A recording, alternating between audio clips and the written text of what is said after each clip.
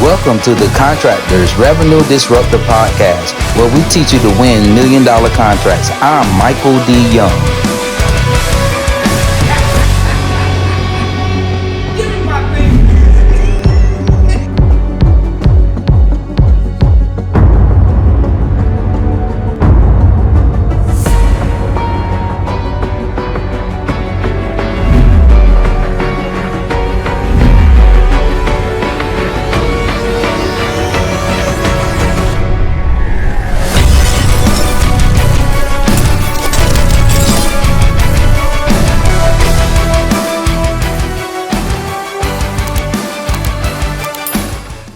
What's up, everybody? I'm Michael D. Young, and I'm your host for the Revenue Disruptor Podcast today.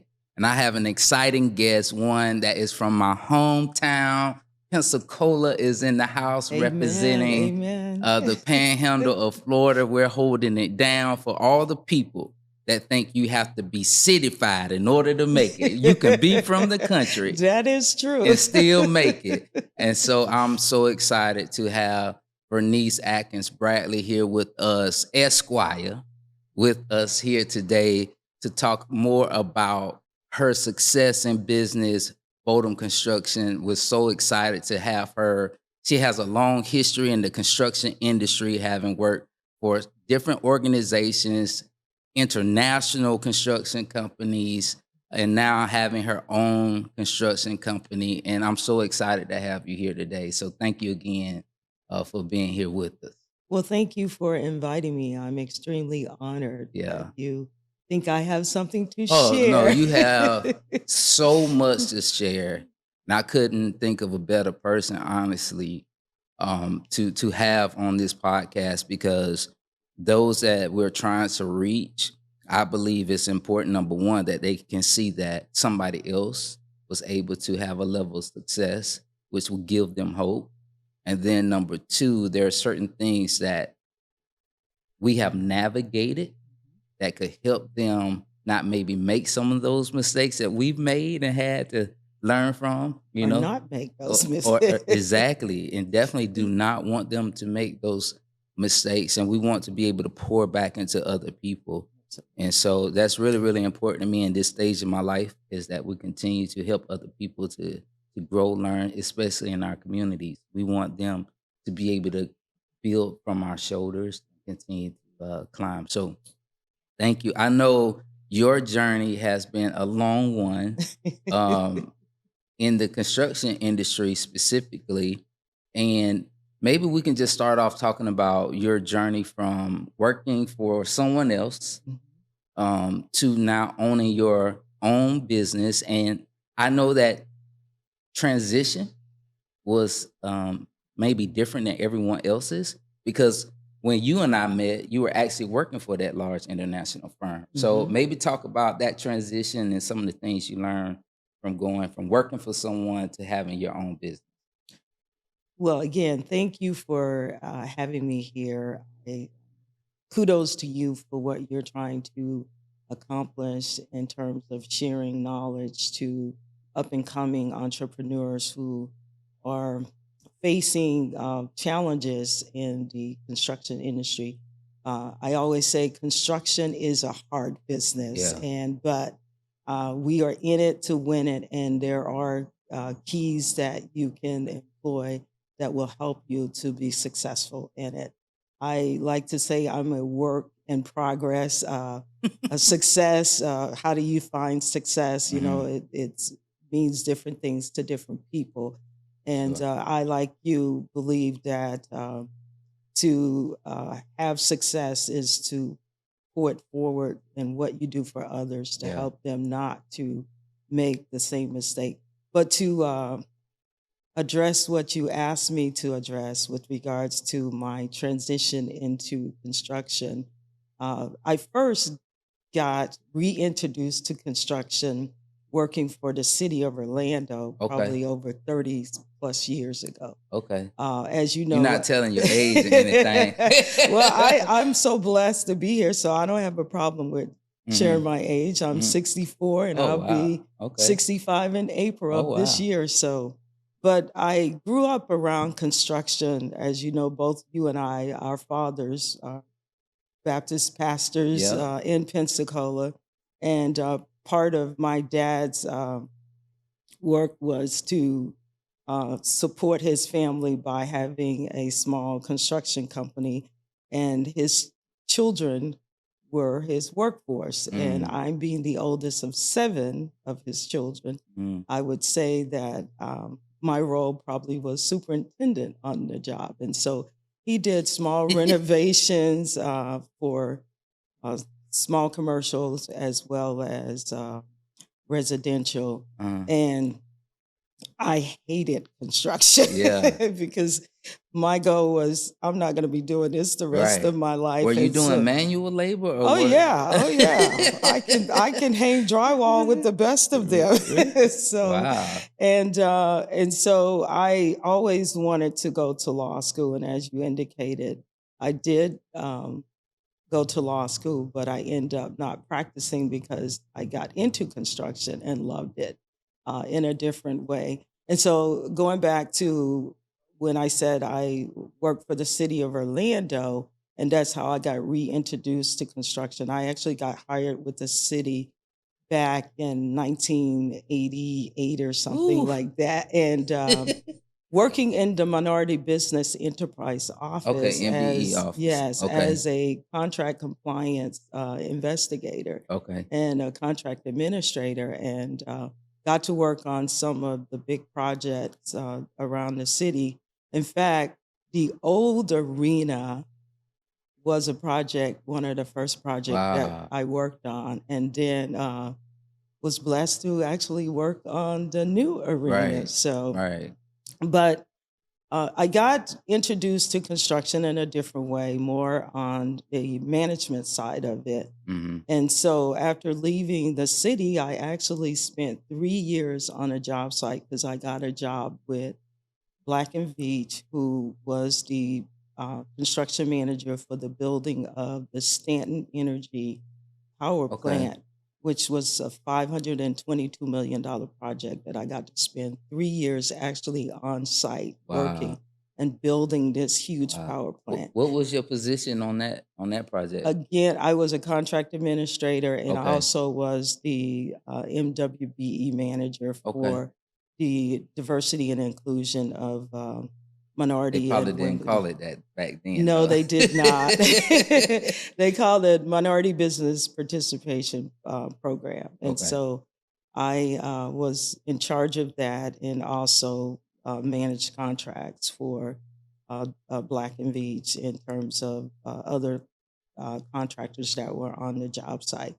And so after being employed in that capacity, I realized that I look around and I didn't see many people look like myself. Yeah. And I felt like I wanted to make a difference. And I was loving it too, because to actually build something, people don't have no idea what it takes to build Right. these beautiful buildings, Right. whether it's a house, a hospital, or Right. a sports and entertainment Right. facility, what goes into it to Right. later be a major landmark in our community. And so I got more fascinated by, seeing that come from the ground up and then be able to stand back and look at the end results and say, wow, brick by brick, look what we were able to accomplish. And Right. so it became more of fascination and was like, and then I as I said, I looked around and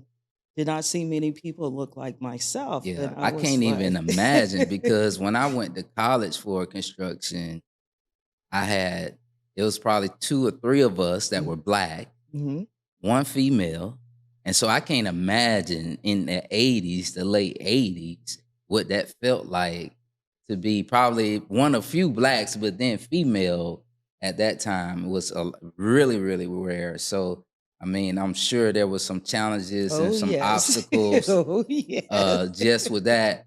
I do want to touch on that. So hopefully you can remember because sometimes I forget. But one thing I did think about, I think it's important to maybe address that you mentioned that there's more than one way to enter construction. Mhm. I think that's really important for those that may be listening to understand that the traditional route, whether you come up through the trades or you Right. actually learn how to do something with your hands, a skill, whether it's electrical, mechanical, plumbing, drywall, That's true. concrete, masonry, roofing, all of those things you can learn and come up through the trades, but you can also um, go the management route, which most people, like you said, don't know about. All the management activities that's required on planning That's the project and pricing and estimating the that's true. project and scheduling the project, all of these different activities and having to learn those things and those skills, whether you go through school or you go through a trade program or a mentorship program,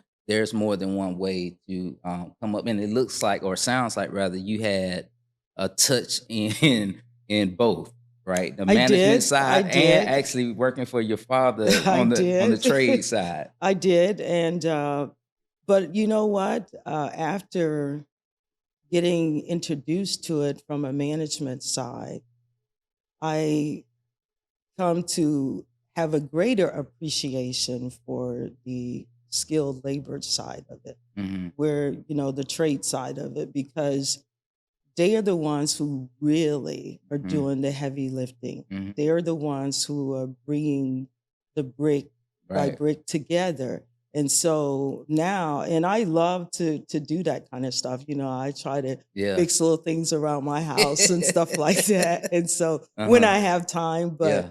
I actually now have a greater appreciation for that and say, often that I wish I had a got really skillful in a particular trade Mhm. so that I could, focus a little bit more on that Well, as so opposed to so so I'm interested now. Like, what trade, if you had to pick a trade, what trade you think that would be that you would have just said, man, if I had to pick off all the trades, it'll be which probably more on the interior side, one? like the Okay. drywall or the You want the air conditioner on when you work.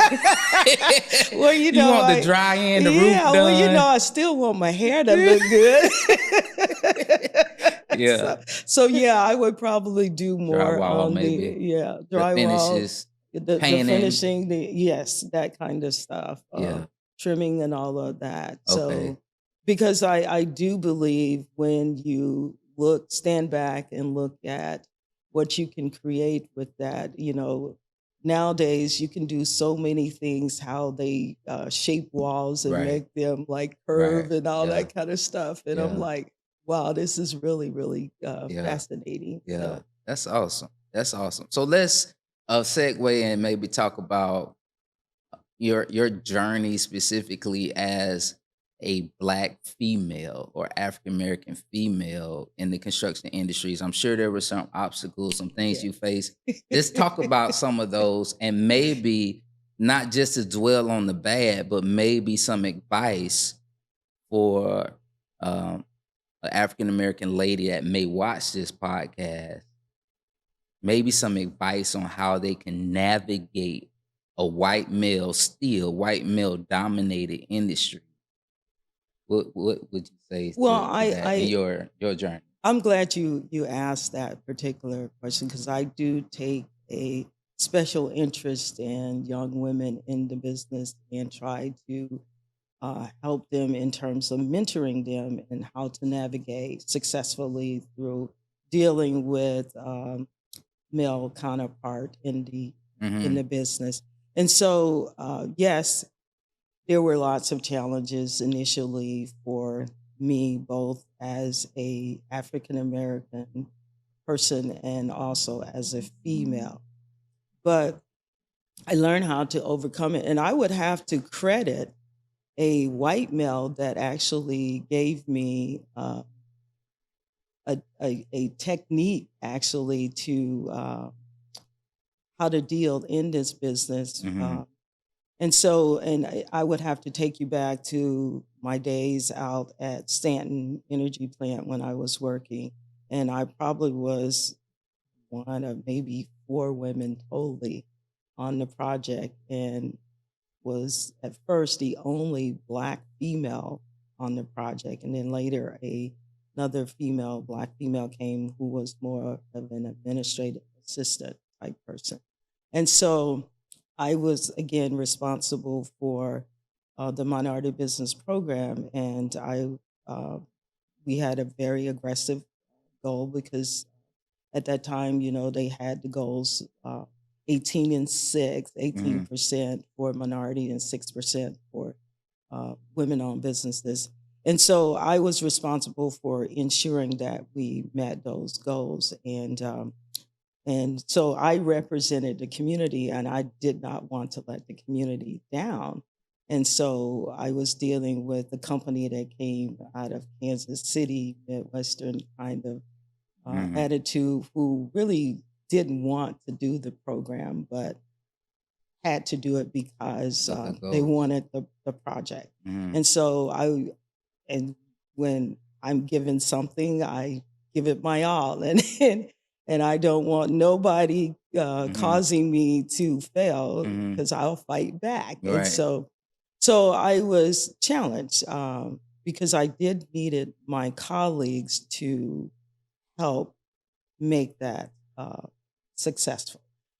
And so in doing that, I was constantly up against dealing with the attitude about the program and why it Was necessary. necessary. Right. And so and they felt like it was giving someone something. Right. And so I would always be dealing with the attitudes in the meeting. And so I started to get a little bit more assertive in terms of how I uh, was talking to them Mhm. about getting them to do what they were supposed to Right. do. And Right. so, You didn't you, get up and like slam your hand on the table or well, I anything. came close a couple of times, but I didn't. But I got pretty loud, and Stern. yeah, Yeah. I'm pretty stern, like you indicated. So, Yeah. and so one day I just had enough. And so I went into the boss's office Mhm. and I said, you guys don't believe in this program. You're Mhm. just here. You're making this money. I kind Mhm. of went off on him. Mhm. And That's the nice version. yeah. Well, You can keep it I'm real still here. I'm still a woman of faith, so so I kind of Uh-huh. went off on him, Yeah. and he was like, "Well, I think these programs promote mediocrity." I Mm. said, "What?" And so that kind of sent Ah. me into orbit a little bit also, and I said, how dare you think that because, people get an opportunity that they are Right. mediocre, They're and less so, than. yeah, Yeah. less than. And Mhm. so I said, do you even understand why the program was put in place? Mhm. And he was like, well, it's just to help people who probably shouldn't be here anyway. And so we had Mhm. this, and I said, you know what? So a calmness came over me, and I would say, the spirit inside of me said, this is not how you deal with it. Explain to him what this is about. So I gave him a little story about being in a race Mhm. and someone having a fast car, someone having a motorcycle, someone having a bicycle, skates, and then Mhm. someone just being on foot and no shoes. Mhm. And I said, so the white man got the sports car.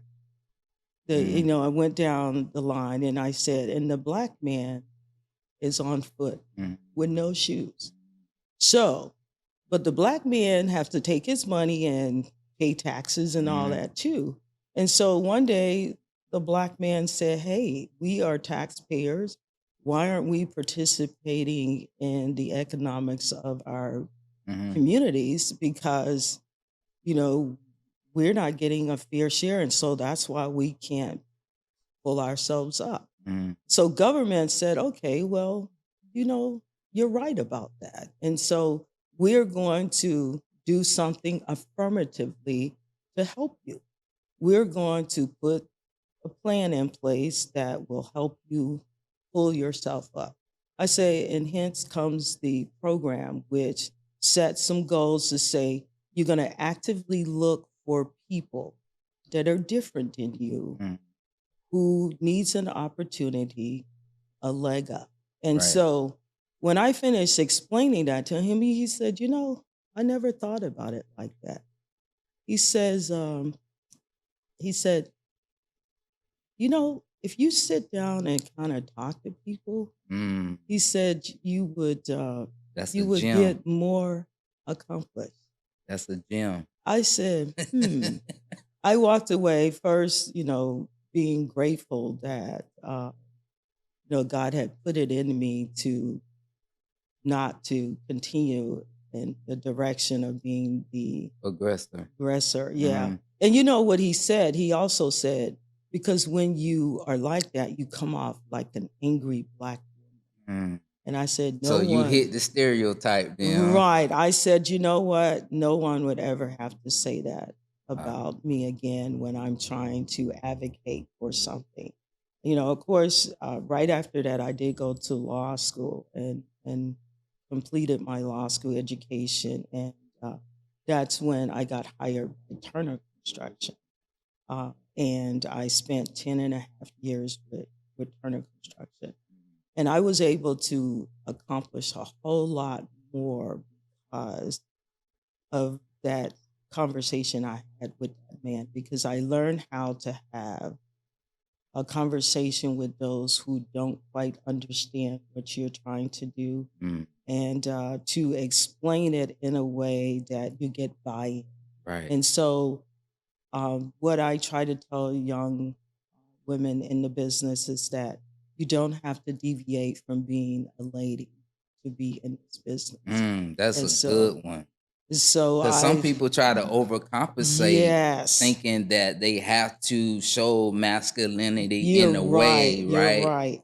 to reciprocate what they're receiving. That's right. And you don't have to be like that. I Yeah, said, you can get more accomplished by the gentleness yeah, of your approach in terms of helping someone to understand what it is that you are trying to do. And yeah. so over the next 30 plus years, Mm, uh, I changed my style and it mhm, worked. And yeah, so here today, I sit as a owner of a company now right, that I get more invites by white males to be a partner to them right, than ever. right. And so, and it's not because I'm so smart, it's because they like my style and Hmm. how I do things. It's Yeah, what they always tell yeah. I think that's a great point.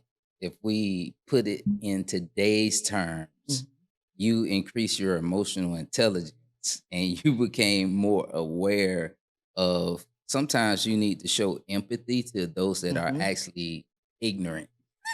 Sometimes we have Lack to, of knowledge. yeah, no, just you can call it what you want, lack of knowledge, Remember my ignorant, style now, it plain, changed. hey, plain dumb. You just a dummy now. I mean, in all seriousness, some people just do not know. They're not aware, and some people don't want to know. However, I feel like it's important for us to educate. It is important. Yeah. I'll tell you another quick story. Um, After starting the company and was negotiating a deal Mm-hmm. in terms of what we were going to get paid on the project. Mm-hmm. And so sitting across the table with a white guy who Mm-hmm. was trying to tell me that we didn't deserve to be paid a certain amount. Yeah. And he said, I said, well, why do you think that way? He was like, well, you're just a minority firm. Ooh. So Oh God. I know. I was like, Oh. listen. And the funny thing, they actually say that I stuff. know, and I don't think they really realize. I really have concluded that they don't really realize that they are saying offensive stuff. So I said, I need to take a break, and I got up I went to the ladies' room because that one kind of sent me Yeah. into orbit again. And I was Yeah. like, remember, you don't go back there, you know? Yeah. And so I went in there and they say sometimes you have to encourage yourself. I had a little moment of, prayer with myself. And I was like, I got to go back in here and I Yeah. need to go back in here. Like, did And it so hurt? Did it infuriate you, or did it almost make you feel like crying? Like, what was the all of emotion? the above, Yeah. because this was a colleague of mine that I had worked aside for many years. This was a contract I was doing with Hmm. my former company, and he was telling me now, Right. the person that I worked with and helped in Yeah. situations now said, "You Right. just a minority That firm," cuts and a I little was like, deeper. Yeah. and so I mean, I looked for a moment like, is he serious or he just teasing Right. me? He was like dead serious. He Yeah. was like, we're at the negotiation table Right. and I'm going to get all I can get from you. And so I came back and I said to him, I said, I want to reconvene where we were. I said, you indicated that because we were a minority firm, you shouldn't.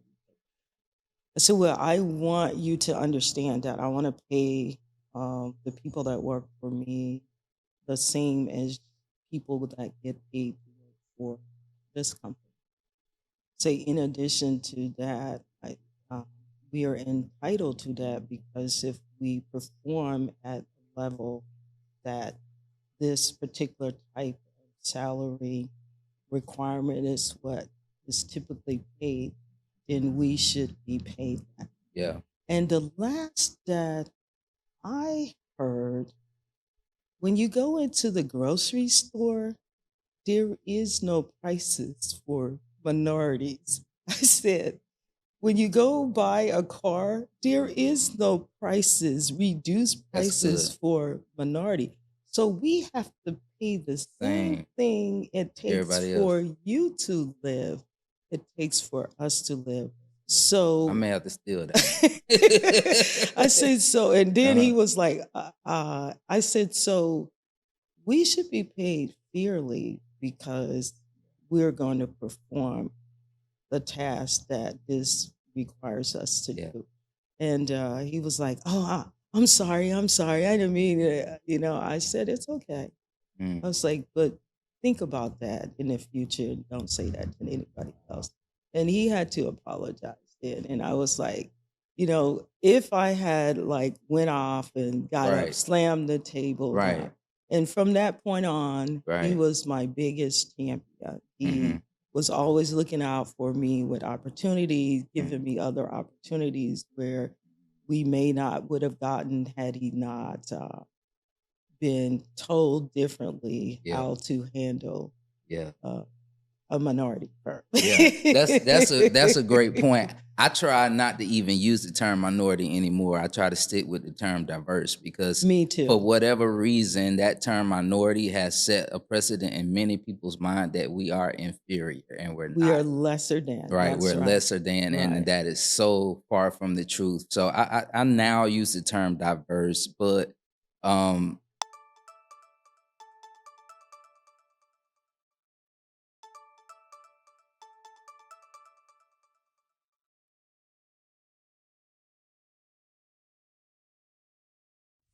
what's up, everybody?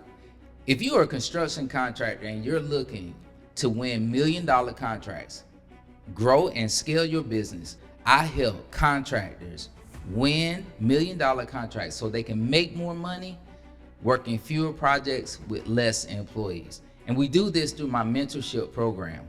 In my mentorship program, we have bi-monthly group coaching, we have CEO groups, we provide you an online course, and we teach you the strategies you need in order to scale your business, and we help implement the systems you need on the back end to support your growth. Because number one, you definitely need the resume, the resources, and the relationships to scale your business. Then we've recently added a mentor protege program with major corporations.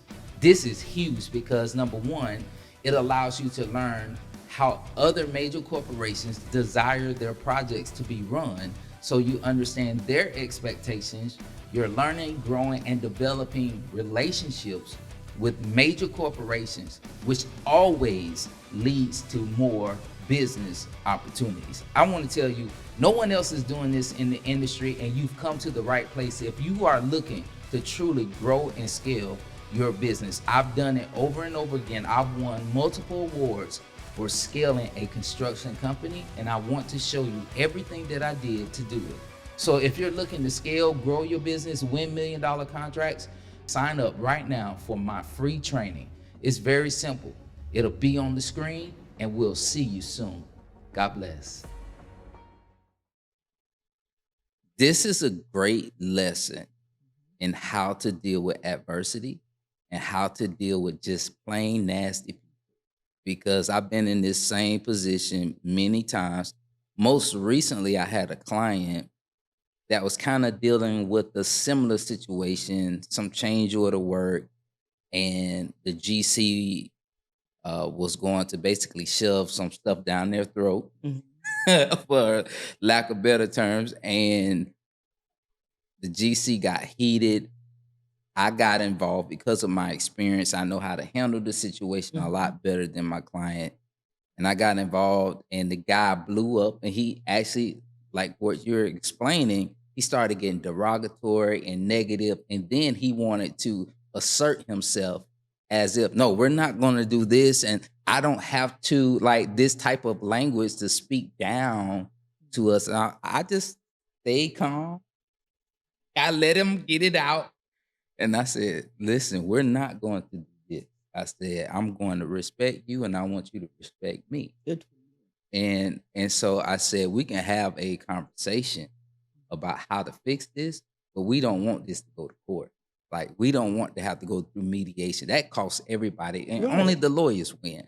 And I think I had one time that I blew up with the client one time.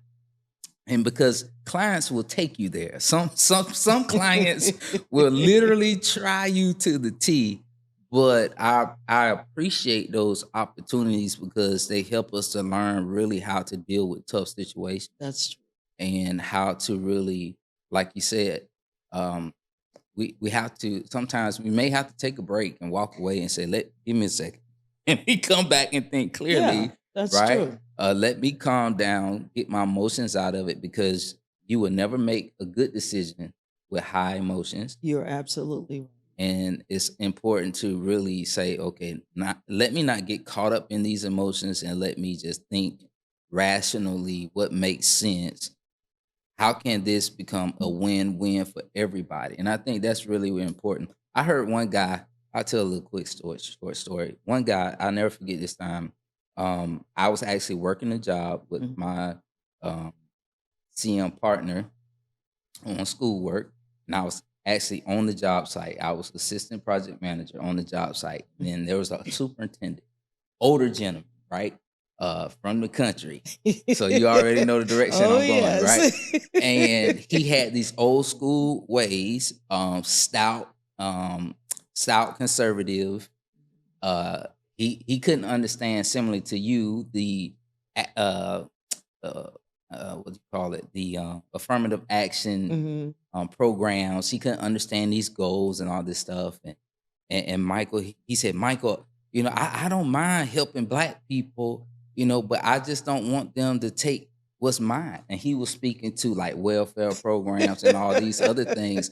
He was like, why should I have to pay for your health care and all these things? Right. And so he was going on and on about it. But I took the time to listen to what his real issue was. His real issue was he didn't want to feel like somebody was taking from him and what he did. And so I think a lot of times, if we don't sit down and have the conversation and try to help educate people in a way they can really connect the dots and say, listen, man, we're not trying to take anything away from you, but look what was already taken away from this group of people and how long it takes to recover from that. We have to take the time to Well, there's teach. a certain aspect in terms of attitude, Mm-hmm. you know, overall in our country that um, white people are entitled Mm-hmm. and we are subservient in the sense of our role in society.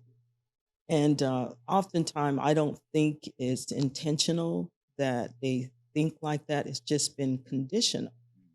They've been conditioned to think like that. And I think sometimes when you get the opportunity to try to raise their conscious level, that this is your thinking, Mm. and you may not even be aware that you Right. behave and think like that because your thinking, your reactions, and your behavior becomes a part of it.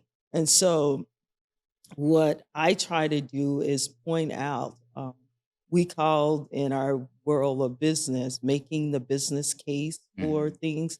So I try to show them in a as kind of way as I can.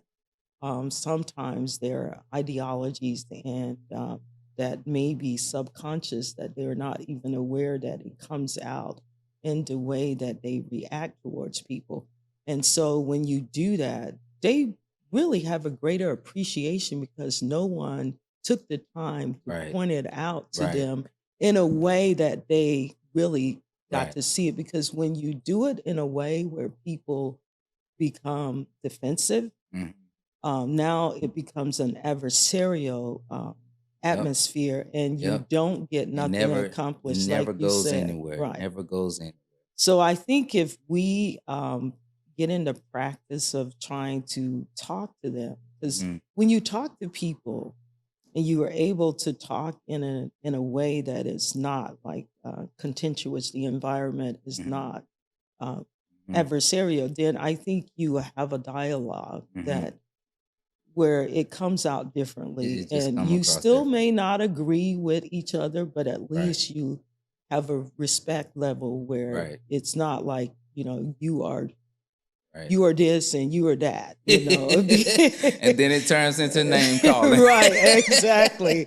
Because Yeah. we Mm-hmm. are human. We Right. all have emotional moments, things that really set us off. Right.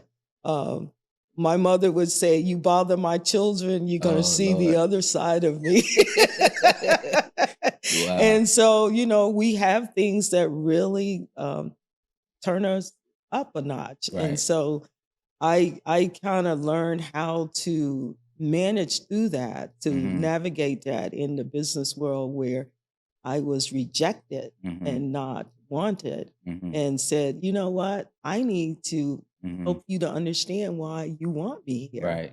Right. because I bring value. And when we Right. can show our value, because at the end of the day, especially in our world of construction, it takes teamwork. It Absolutely. takes all of us working together to accomplish what we're trying to accomplish. Absolutely. Let's change lanes a little bit. Talk about Okay. something different. I remember years ago when ACY was really growing. We were doing a ton of OCPS work, and you were like, "Mike, what's going on?" You were trying to get in with OCPS, and now you're doing a ton of work with OCPS. Um, I want to talk about maybe your experiences there and growing your business and some of the things you had to do in order to grow your business. Mhm.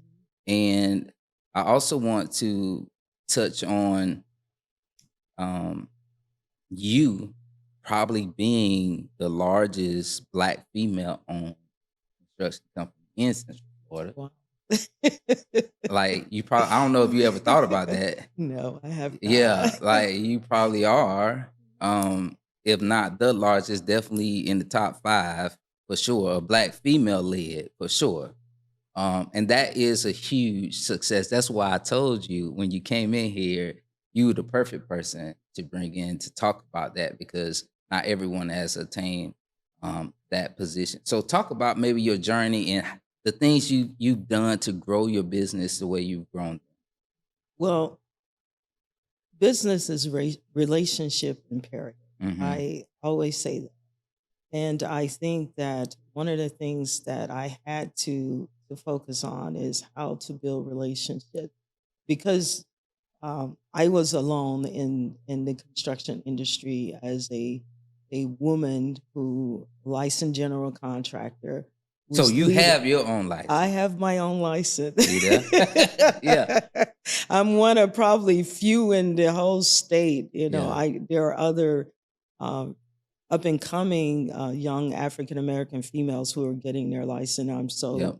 so impressed with those that are stepping out there because it is not easy to get the license.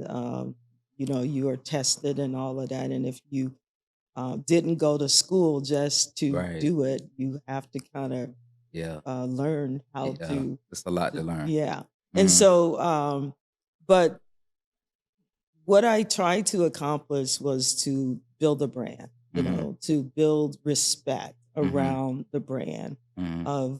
of the company.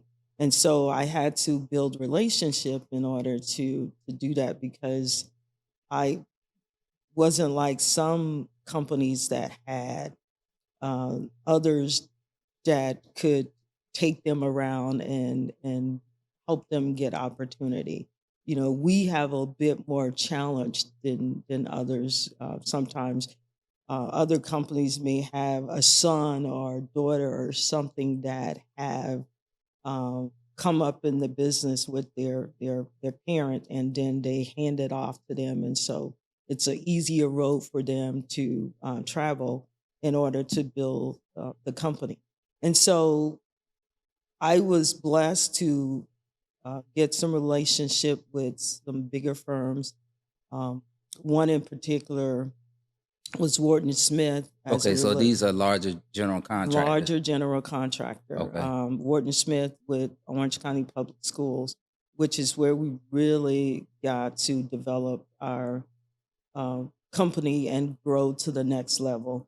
As you indicated, I was watching you and others that was doing very well in construction in the school. And the reason why Orange County Public School or a client like Orange County Public School was a great place to start trying to develop your company or to grow your company was because it's a client that has continuous work. Dropping gems, y'all. I Right. hope y'all getting it. Yeah. And they are a public client, so Mhm. you have a greater chance of getting paid Right. because it is a public client. It's better in terms of an environment to build relationship because you have people in roles that they want to have good relationship with good vendors because it makes their job easier. Mhm. And then again, if it's a place where it's plentiful in terms of work opportunity, and That's good. if you do well, you it could become a repeat client for you. Right. And so all those things were boxes that I could check in Right. terms of how to discern whether or not that's a good client to start to invest and build a relationship with. And so Wharton Smith was helpful in creating that environment because getting to work out there on the projects with them, getting staff trained in an Yeah. environment which is lower risk for you, eventually led to the opportunity to stand on my own. And then 2.5 years ago, we won the largest project we ever won in the history of the company Okay. on our own, On your own. getting selected. How much was that project? It's $16 million. 16 million. Come on, everybody. $16 million contract. So, And you accredit that, sounds like, to you having the opportunity to get to build that relationship with the absolutely. client. Right. Your staff had the opportunity to learn on the job by you working for a larger GC that was Absolutely. working for the client. And I think that's very important. I teach this in my program to my clients. It's so important to have multiple ways to bring in revenue. Mhm. And so if you're looking to grow your company, you have to find a way to, number one, everybody that's in this industry, if you're a small business, you should be working under a larger GC, period. Right. All day, like all If day. you should, I Yeah. absolutely agree with you on that. But the other thing I would add to Mm-hmm. that too, Michael, is that when you get an opportunity to work for these larger GC, Mm-hmm. do a good job. Do a good job. Right. Because they can really help you to grow Right. you. You'll be surprised at what they can do for you when they Right. really see that you bring value to them as Right. well. And so you want to be right there alongside them, helping them to solve problems, Mm-hmm. helping them to get to the next level, helping them to pursue opportunities also, Yeah. because, I did business development for Turner Construction for 10 and a half years. And so I knew how to maneuver in that space. And so when I'm working with my partners, I'm helping them to go Right. after That's opportunities to. a great point. Like, you are thinking of ways how to provide an advantage for the larger GC. You're Absolutely. bringing value to the table because you're coming up with strategies. You're providing Absolutely. added value and saying, "Hey, maybe I have relationships you all don't," and I'm That's right. connecting the dots. And I think that's a really, really um, gem, because when we first started, that was what we were missing. Mhm. We didn't have those relationships. I just need an opportunity. I just Right. need an opportunity. And we overlook. Just start developing relationships everywhere. Well, that goes back to Yeah. my point, Yeah. business is relationship Yeah. imperative. And so the other thing with regards to the partnership with the larger Hmm. firm is that when you have staff that's allocated to Hmm. support them on the management side, make sure your staff is doing their job. One of the things that I encourage the people that get assigned, because you're basically doing staff augmentation, is that go out there and learn as much as you can. Hmm. Um, get them to you offer to support them in any way you can. And sometimes our staff have more knowledge Yep. than their staff. Yep. And so when they see that they are working as a team effort, Mhm. they wanna take some of them wanna take those guys to the next project, Right. and they were like, they'll come back and ask you for another partnership because that's something that may be missing in their company, Right. and they need that on the next job, so they were like, "Hey, you gonna Right. give me, Such and such. a Yeah. person on the next job?" He was Yeah. like, "Well, Yeah. what's it mean to you?" Right. Yes, we had that happen quite a lot in our history. So Mhm. as you have continued to grow, um, maybe if you can, other than relationships, repeat business, finding clients that have a lot of work, you mentioned all of those. Are there any other key components you think you've incorporated as a strategy to growing your Well, I business? think you have to find out what your greatest competency is, your core competency, and you start to market that Mhm. on your Well, own. how do you find that out? Well, you look at the qualification of your people Mm, and what they can do. mm, I if say for example, I have a guy who's very strong in mechanical, and so we're starting to really market in that area when okay. there's projects that have heavy mechanical services. He wants on his own business and mechanical. Was a small business owner at one point, and then decided he would prefer to just work with someone. And so you put him in a leadership role, and you start to say, what is it that you like to do? And he's really good at it. And he's shown other companies that he's really good at. So now we start to pursue opportunity, or even if we get on bigger jobs, we can carve that particular part out Right, that we are responsible for and right, know that it's going to right, serve us very well with him in his leadership role. And so determine what your core competencies are as it relate to the staff that you have in your employ, Hmm. And then if you need to enhance that, you start to look for what you need to do to enhance that, to broaden your horizon in terms of the kind of work that you can go after. And that's what I'm doing. You also should look for clients that other people don't typically look at Hmm. and start to pursue those type of clients. How would you find them? Like, are Well, there any like I tips to say, finding those well, clients? everybody always want to go for big stuff. Sometimes you need to go for smaller stuff and it'll grow into bigger stuff. I remember, So this a strategy sound like. right. I Yeah. remember pursuing a job in the city of Winter Spring. Okay.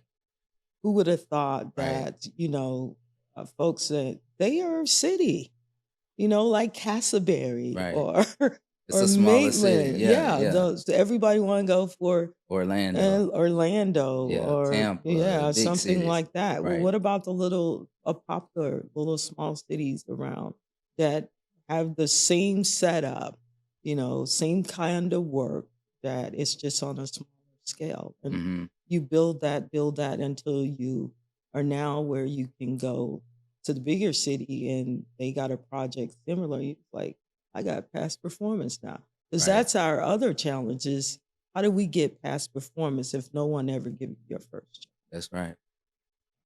Right. Always have to get that first. Well, this was a wealth of information. Um, and I am so proud of you all's growth and success. I remember many a times you're like, Michael, I don't know if I want to keep doing this. and but you still here, you're still doing it. It just took some time for things to just like take off. And I would just say to anyone that's out there watching this, everything doesn't happen overnight. It does not. And sometimes you're building that foundation, and the higher you're going, the deeper the foundation has to be. And that's just really important, never to let that mindset go that I'm building something bigger and it's gonna take time. It just won't happen overnight. But if you were to speak to um, maybe that African American or that African American female or that white female that may be watching this, um, what advice would you give them?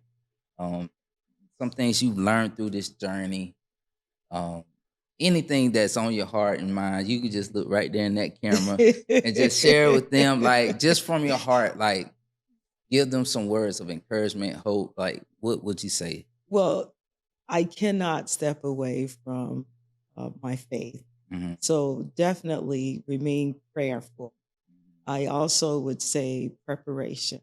Be well prepared when you're ready to step into your next level up. And then perseverance. Mm. So if you're prayerful, prepared, Prepare and and persevere. persevere, it will equal success. Oh man, that was awesome. That was so awesome. Listen, you all, that was a wealth of knowledge during today's episode. We've learned so many gems from somebody that has done it. She has not only worked for her father in the field, but then went on to work for other larger general contractors, international firms, worked for local owner agencies, and now has a successful construction company here in Central Florida, which I believe has to be the largest African American female led construction companies here. And so, listen, you all, I want you all to continue to say subscribe to this podcast series as we'll continue to learn more and more about how to win $1 million contracts so you can continue to grow and do less projects with fewer employees. And I just want to tell you, hang in there, don't give up, and we'll see you in the next one. Bye-bye. All right, that's a wrap. That's it. That's it. How was it? You good? I'm fine. All right. Awesome.